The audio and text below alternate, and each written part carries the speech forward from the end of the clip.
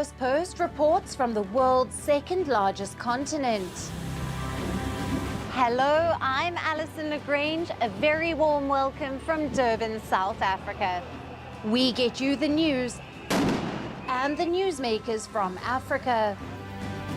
From elections to climate change to innovations and opportunities. As the world's attention shifts, we report from Africa, the heart of the global south. Join me every weekday live on Firstpost.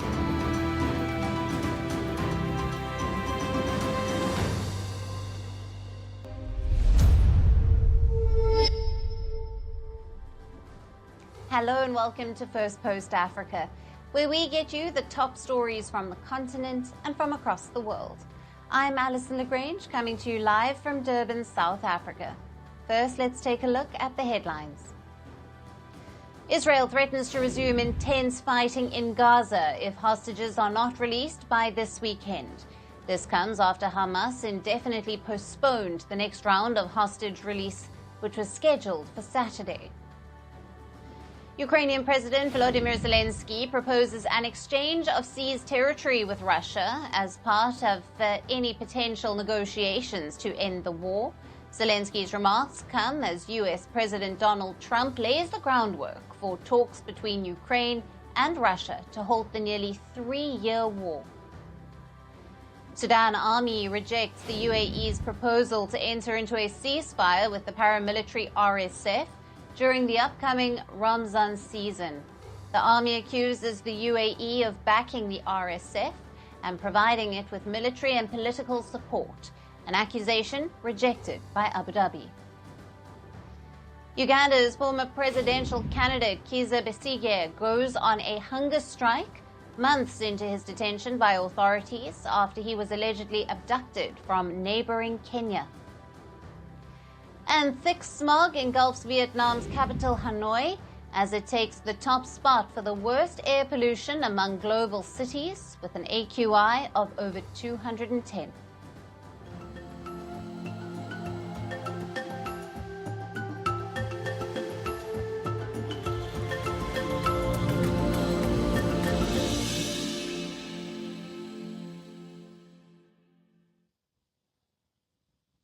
Hello and welcome. We start with Egypt. After South Africa, it seems Egypt is the next African nation which is butting heads with the United States. US President Donald Trump has pressed on his Gaza Takeover plans and has threatened aid cuts for refusal to settle Palestinians. The Egyptian President Abdel Fattah El-Sisi has reportedly postponed an upcoming trip to the United States. El-Sisi was slated to visit Washington on the 18th of February, but reports citing Egyptian sources say the plan is now on hold. This comes as earlier in the week, Trump said that he could suspend aid to Jordan and Egypt unless they agreed to accept Gazans after the United States takes control of the war-torn strip. Even after facing huge backlash over the proposal, Trump reiterated his plans as he met Jordan's King Abdullah at the White House on Tuesday. Buy anything, we're going to have it, and we're going to keep it, and we're going to make sure that there's going to be peace, and there's not going to be any problem, and nobody's going to question it, and we're going to run it very properly, and eventually we'll have economic development at a very large scale, maybe the largest scale on that site, and we'll have lots of good things built there, including hotels and office buildings and housing and other things. Jordan's King Abdullah has previously firmly rejected any moves by the US to annex land and displace Palestinians. But after his face-to-face meeting with Trump, he avoided answering questions about his previous stance. He instead said he is waiting for an Egyptian proposal on Gaza, signaling the importance of Cairo in the whole issue. Now, after these remarks, the Egyptian Foreign Ministry issued a statement. It mentions Cairo's plans to present a comprehensive vision for the reconstruction of the Gaza Strip. This plan will ensure Palestinians remain on their land. It also added that Egypt hopes to cooperate with the Trump administration on the matter with the goal of reaching a fair settlement of the Palestinian cause. But with the reports of President El-Sisi subbing his Washington visit, will that happen? The Egyptian president is seen to be someone on the good side of Donald Trump. He is seen as someone that Trump has gotten along with. Sisi was also among the first world leaders to congratulate Trump, even before the final results of the US elections were officially declared. But now, senior Egyptian officials say that relations with Washington are the most strained in 3 decades, due to Trump's calls to displace Gazans. The issue of Palestine is one matter which also unites the people of Egypt and their government. Many Egyptians have downplayed Trump's aid cut threat and have overwhelmingly condemned the idea of Gazans' relocation to their country. How will the Trump administration respond to the backlash over their plan for Gaza? And how will it impact US-Egypt ties and the crisis in West Asia and North Africa? But does President El-Sisi have a plan? Or will he continue to avoid meeting Trump? Now, to discuss this further, we have with us Mu'tamar Amin, a lecturer at the British University in Egypt. He is joining us live from Cairo. Thank you for being with us. Thank you for having me. Now, how significant is Egypt's opposition to the proposed US plan to relocate Palestinians from Gaza to Egypt and Jordan in shaping the current tensions between Cairo and Washington? It is actually very significant. You see, the threat of transferring the Palestinians outside of Gaza was in the imagination of the political analysts since the beginning of the war, but people kept denying it until it actually transformed into an imminent threat. This have made the Egyptian establishment, the Egyptian people, and the whole region, in fact, in a state of alert that something like that would never happen on our watch. Basically, the Egyptian position is not narrowed down to the presidency or the army or the establishment or the people. It is a unanimous Arab position, and it goes against everything that people think and believe about. I mean, in the past, since the beginning of the Arab-Israeli conflict, back in 1948, it took the Arabs something like 21 years or 20 years until they accepted the idea of coexistence. It seems now that the idea of coexistence is not accepted on the other side. And this is why, just to mention that will transfer the Palestinians outside of Gaza and the West Bank is actually raising a lot of red flags. Right. And what implications could the indefinite postponement of President El-Sisi's visit have on Egypt-US relations, particularly in terms of security cooperation and military aid? It is, okay, the relation is transforming at the moment into a state of tension, which is unprecedented. We have never seen this tension before.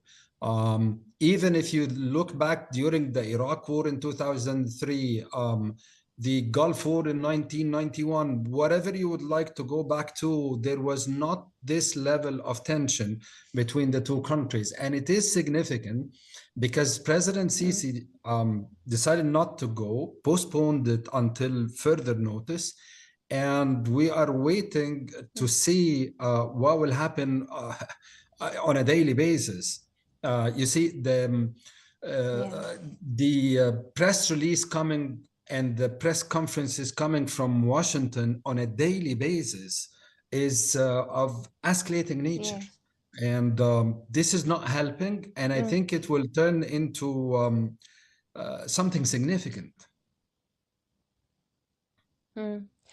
And given Egypt's critical role in the regional stability, how might this diplomatic standoff affect broader Middle Eastern geopolitics, especially Cairo's relations with Israel and, of course, neighboring Arab countries? At the moment, we are still in the narrative of trying to keep things calm, not to escalate further than that. But on Saturday, I don't know if the ceasefire really ends on Saturday, then we have a problem. So number one, Egypt have invited the Arab countries to come for the Arab summit in the end of Feb. We have also invited the foreign ministers of the Islamic countries for an emergency summit on end of Feb. So there is a significant gathering which is taking place in Egypt towards the end of Feb. These together is showing that there is a unanimous sound coming out or voice coming out from the region saying these kind of plans will not work, that the American narrative of like, we will put the Gazans outside for a little while and then we will bring them back, or might not bringing them back after rebuilding the Riviera in Gaza. This is not going to happen on anybody's watch. And I'm afraid we are reaching a point where it will be zero-sum game. Right. Thank you very much for being with us on Firstpost Africa and for your valued insights. Thank you for having me, Alyson.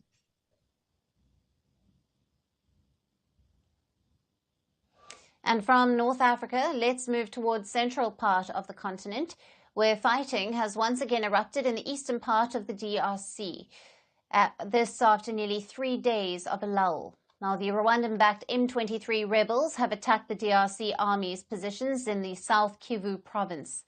This is just days after leaders from East and Southern African blocs called on their army chiefs to propose a plan for implementing an immediate and unconditional ceasefire by Thursday between the M23 rebels and Kinshasa. Now, clashes and heavy shelling took place near the village of El-Sisi, which is about 70 kilometers from South Kivu's provincial capital of Bukavu. It's also about 40 kilometers from the province's strategic military airport in Kavumu, which is the Congolese army uses to transport reinforcements and equipment to the region. The rebels have also threatened to advance toward the provincial capital of Bukavu. Earlier, they had paused their march towards South Kivu's capital after declaring a unilateral ceasefire. But in a post on social media platform X on Tuesday, a spokesperson for the Congo River Alliance, that also includes the M23, threatened that if crimes against their compatriots persist in the city, they would take full responsibility to eradicate the threat and protect their people. Meanwhile, despite calls by the joint summit in Tanzania to hold direct talks with the M23, President Tshisekedi's ruling party, the Union for Democracy and Social Progress, or the UDPS, has said that Kinshasa would not engage directly with the M23 rebels, whose latest offensive has killed thousands and driven hundreds out of their homes. Now, the M23, which is made up of mostly ethnic Tutsis, has in recent months swiftly seized swathes of territory in the mineral-rich eastern DRC after taking up arms once again in late 2021. They began advancing in the South Kivu province after taking control of Goma, the capital of neighboring North Kivu province, at the end of last month. The armed group, which has vowed to oust President Felix Tshisekedi, has since also captured Nyabibwe, which is a mining town in South Kivu, and is just short of entering the provincial capital of Bukavu.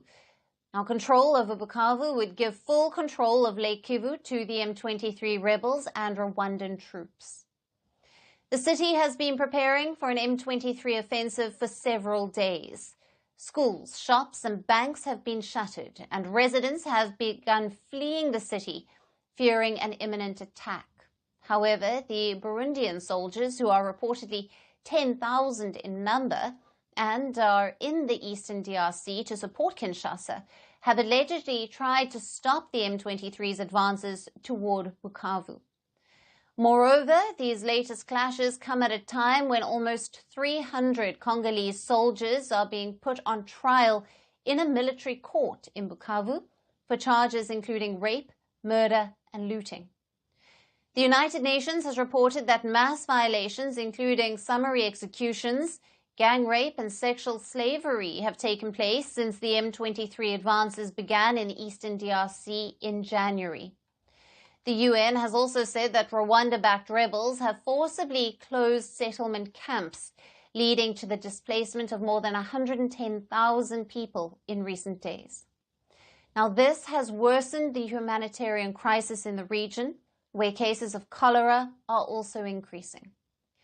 So, as the deadline for the ceasefire given by the joint summit in Tanzania approaches, all eyes will be on whether Kinshasa agrees to sit with the M23 at the negotiating table and end the crisis, which is also likely to overshadow an African Union summit in Ethiopia this week, or let the offensive in the eastern part of the country continue.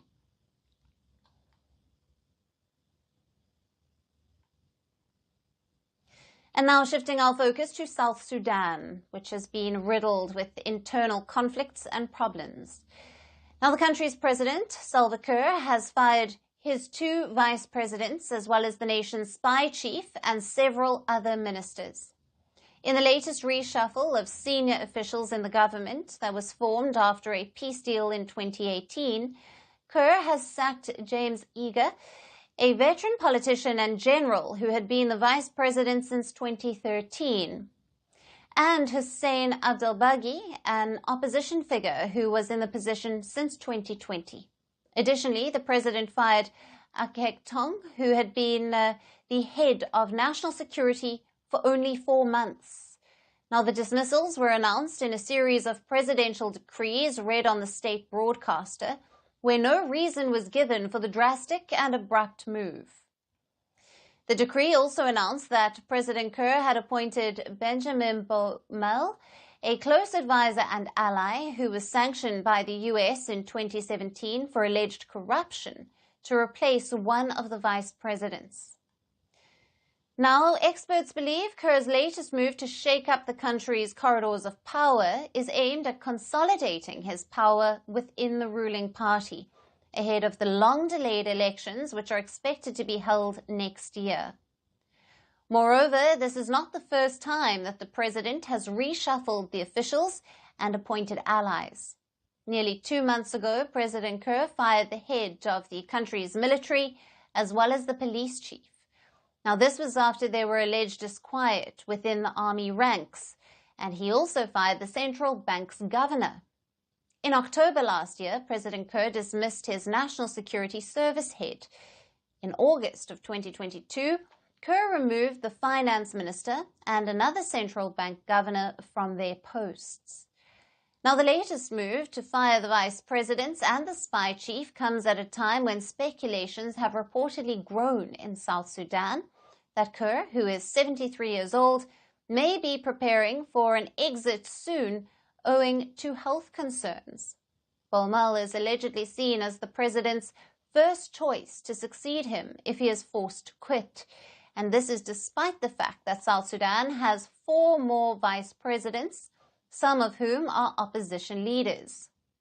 To give some context, President Kiir and his rival, First Vice President Riek Machar, had united in the government under a 2018 peace deal that had ended a 5-year civil war with other opposition figures holding key posts. Now, national elections have since been delayed twice as disagreements between Kiir and Machar have complicated the implementation of the peace process. Furthermore, South Sudan remains in the grip of a humanitarian crisis because of sporadic violence, food insecurity, poor health care, and extreme weather. And its economy has also been depressed since the civil war that erupted in 2013. Amidst all of this chaos, there has also been rumors of a foiled coup attempt against the president of the East African country. So this has raised the question, Was this abrupt reshuffling of the vice presidents and spy chief a move to replace critics and strengthen position in the government? Or is President Kerr really looking at his succession plan ahead of the 2026 elections?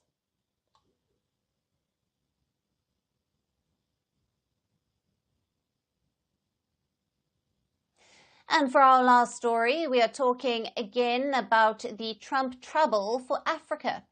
US President Donald Trump has sparked a bitter feud within southern Africa.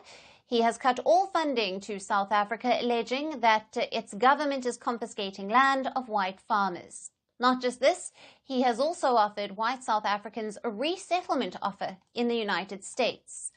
The offer has caught everybody off guard. It has led to South Africans across all races mocking Trump's idea, with some calling it straight out of the president's fantasy.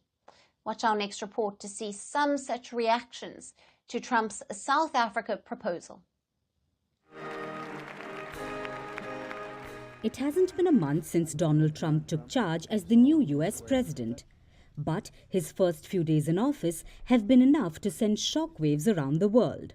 From sweeping aid cuts to tariff wars, thousands of deportations, and some baffling takeover plans. With these actions, we will begin the complete restoration of America. The US president seemed to have gone frenzied against all odds. He has picked a bone with quite a few countries, and a major one with South Africa. Trump has cut all funding to South Africa and has accused the Ramaphosa government of doing some terrible things. As per Trump, South Africa is confiscating land and is treating certain classes very badly. The reasoning of his argument? It's the newly signed land seizure law by President Cyril Ramaphosa, which, as per the US president, is anti-white. The law allows the South African government to seize farmland without compensation only under some circumstances. White South Africans own over 70% of farmland in South Africa. Their population, just over 8%. But as per Trump, white South Africans are victims of human rights violations. But to punish the South African government, Trump didn't just stop at aid cuts. He also brought a plan to resettle white South Africans in the United States. And that's where everybody drew a line. Even white South Africans have rejected Trump's proposals. The groups who once urged Trump to take up their cause have also been caught a bit off guard. While for some other South Africans, Trump's odd proposals are straight out of a fantasy or illusion. To me, I think it's either an illusion or a fantasy on Trump to obviously gain more momentum. You see with Trump, there's a lot of things when it comes to Trump. I feel like Trump is just trying to scare people. I think he wants power. Some say Donald Trump is on a mission to trap white South Africans. Some believe the man misleading Trump on South Africa is none other than his close ally and South Africa-born tech billionaire Elon Musk, who has for years slammed the Ramaphosa government over land reforms and even claimed that they have been a victim of genocide without any evidence. So I think he's got the wrong end of the stick. And AfriForum and the Afrikaans community is not going to fall for that trap, you know. Personally, I feel like Trump doesn't know anything about this. I feel like Elon Musk is pushing him behind to say there's something there, go look at it. Because why all of a sudden interest in SA after all these years? Trump's proposals have also sparked reactions on social media. Some South African users have labelled Trump's ideas as lame, and some are calling them funny and ridiculous. And how could they not trigger memes? Trump's refugee proposals for Afrikaners have flooded social media with jokes and memes. These memes have given birth to a new term describing Afrikaners who may choose to be refugees in America as Amerikaners, and netizens just can't stop talking about them. So, while land reforms deeply divide South Africa, it seems Trump's reaction to it has done the unthinkable. It has united South Africans of all races to mock the US president's ideas and fantasies. And that's it on the show for today. We will see you again tomorrow at the same time. Thank you for watching, and goodbye.